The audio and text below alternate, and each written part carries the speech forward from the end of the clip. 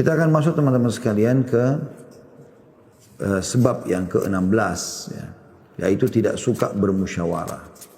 Tidak suka bermusyawarah. Di sini teman-teman sekalian, bermusyawarah merupakan prinsip agung dan merupakan sarana untuk menyatukan hati. Di samping sebagai pintu gerbang menuju kesuksesan, Allah telah memberikan pujian kepada kaum mukminin. Dalam firman-Nya surah Asy-Syura ayat 38, A'udzubillahi minasyaitonirrajim, wa amruhum syura bainahum. Dan urusan mereka diputuskan dengan bermusyawarah di antara mereka.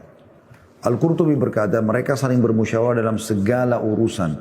Orang-orang Ansar atau penduduk asli Madinah, sebelum kedatangan Nabi SAW kepada mereka, jika mereka hendak melakukan satu urusan mereka, maka mereka memusyawarahkan urusan itu, lalu mereka melaksanakannya. Maka dari itu Allah SWT memuji mereka dengan firman-Nya.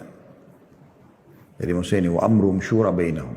Maksudnya, urusan mereka selalu diputuskan dengan bermusyawarah di antara mereka. Surah Asy-Syu'ara ayat 38. Al-Hasan Basri berkata rahimahullah, seorang ulama tabi'in, makanya maksudnya adalah karena mereka patuh pada keputusan bersama di dalam urusan-urusan mereka, maka mereka bersepakat dan tidak berselisih. Maka karena kebersatuan itulah mereka dipuji.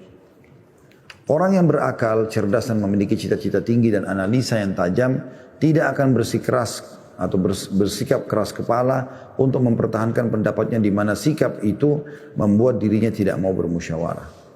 Bahkan sebaliknya, ia berusaha untuk selalu mengajak musyawarah pada orang-orang yang memiliki pemikiran sehat dan banyak pengalaman, dari orang-orang yang mempunyai kredibilitas, ilmu, amal dan suka memberikan nasihat. Maka dengan bermusyawarah berarti semakin tajam dan semakin matang pemikiran seseorang, bertambah luas wawasannya dan hubungan di antara mereka semakin erat. Jadi maksudnya, di antara hal yang melemahkan iman adalah tidak mau orang melibatkan orang lain dalam bermusyawarah. Dia merasa dia single fighter, semuanya ya dia bahas sendiri. Semuanya dia kerjakan sendiri. Nah, kita dalam Islam boleh, kita ini makhluk sosial, berinteraksi ya. Dan termasuk bagian interaksi kita secara sosial adalah bermusyawarah dengan orang-orang yang berakal, orang-orang yang dewasa. Nabi SAW, saya sudah Nabi, terima wahyu, tapi Allah SWT masih mengatakan dalam Al-Quran, وَشَاوِرْهُمْ فِي الْأَمْرِ. Dan bermusyawarah kau hai Muhammad dengan orang-orang itu, maksudnya dengan para sahabatmu. Umar bin Khattab radhiyallahu anhu berkata, pria itu ada 3 macam. Yang pertama, pria yang diberikan kepadanya suatu urusan, lalu urusan itu ia luruskan dengan pendapatnya sendiri. Yang kedua, pria yang memusyawarahkan perkara yang tidak jelas baginya, lalu ia memutuskan urusan itu sesuai dengan anjuran dan saran ahli ilmu. Dan yang ketiga, pria bingung lalu merusak pemikirannya, yaitu orang-orang yang tidak bermusyawarah dan tidak patuh kepada orang-orang yang memberinya nasihat.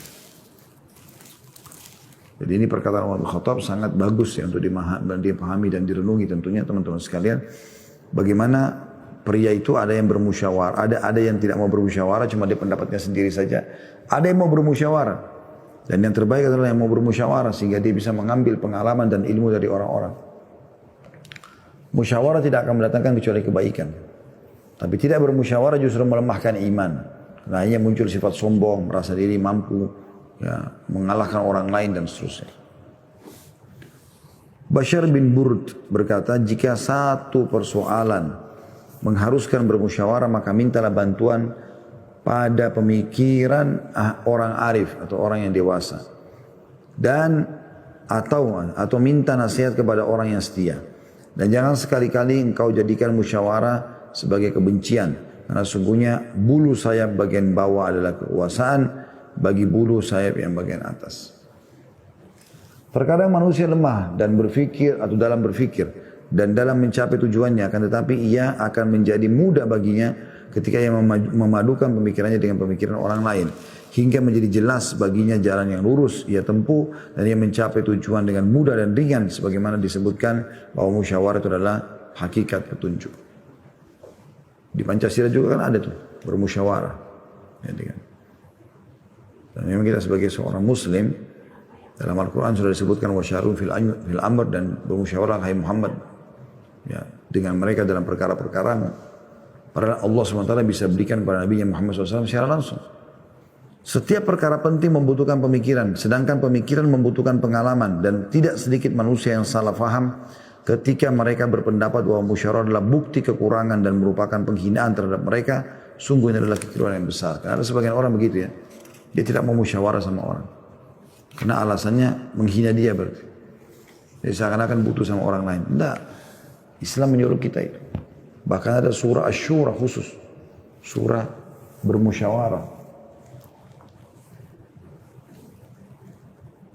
Allah telah memberikan kepada kita contoh yang amat jelas dan nyata pada manusia yang paling sempurna pemikirannya dan paling suci jiwanya, itu Rasulullah SAW, di mana Allah telah memerintahkan beliau untuk memusyawarah atau bermusyawarah dalam surah Al-Imran ayat 159, A'udzu billahi minasyaitonir wa syawirhum fil amr, dan bermusyawarah dengan mereka dalam urusan ini.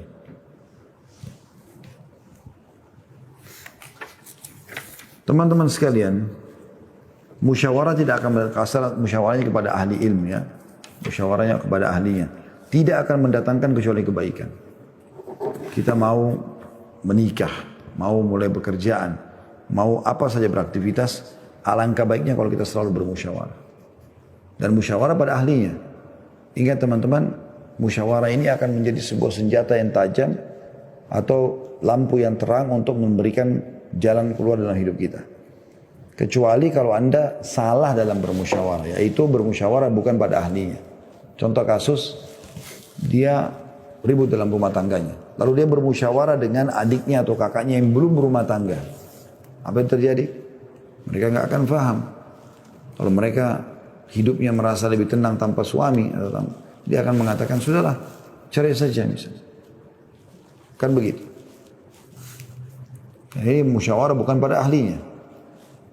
Jadi kalau Anda sudah maju selangkah, misalnya Anda menikah, jangan musyawarah dengan orang yang belum menikah. Dalam rumah tangga seharusnya dia belum tahu lakukan ya.